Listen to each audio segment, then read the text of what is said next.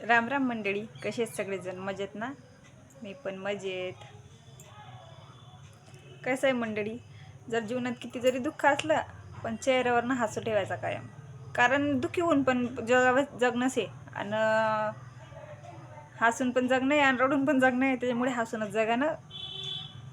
कारण दुःख तर या जगात प्रत्येकाला आहे. मला पण दुःख आहे, तुम्हाला पण असेल काही ना काही, मला पण आहे.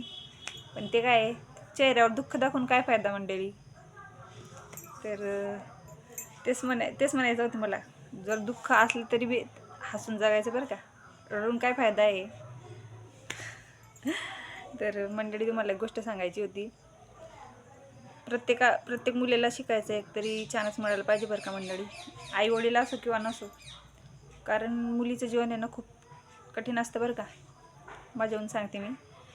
कारण मी जेव्हा 16 वर्षाची होती ना, तेव्हाच माझं लग्न करून दिलं माझ्या काका चुलत्यांनी.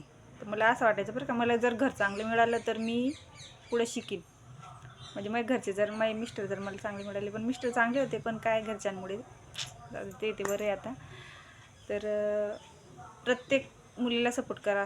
तुमची एकच विनंती माझी, जे कोणी हे व्हिडिओ बघत असते ना, तर प्रत्येक स्त्रीला सपोर्ट केलं पाहिजे. ती सून असो किंवा मुलगी असो, सुनीला पण एक चान्स दिला पाहिजे बरं का मंडळी, स्वतःच्या पायावर उभं राहायचा. कारण आजकालच्या याच्यामध्ये ना खूप जीवन कठीण होऊन जायले. आणि जर स्त्री पण आपल्या नवऱ्यासोबत जर पायाला पाय लावून खांद्याला खांदा लावून उभी राहिली ना, तर जीवन थोडं आहे ना सोपं जातं मंडळी. त्याच्यामुळे सांगते मी का प्रत्येक स्त्रीला एक तरी चान्स मिळाला पाहिजे पुढे जायचा. तर माझी तुम्हाला सगळ्यांना एकच विनंती आहे का, तुमच्या घरात जर असं काही परिस्थिती असेल ना, तर फक्त स्त्रीला सपोर्ट करा तुम्ही. मग बघा तुम्ही ती काय करू शकते. तर मला तुम्हाला एवढंच सांगायचं होतं मंडळी.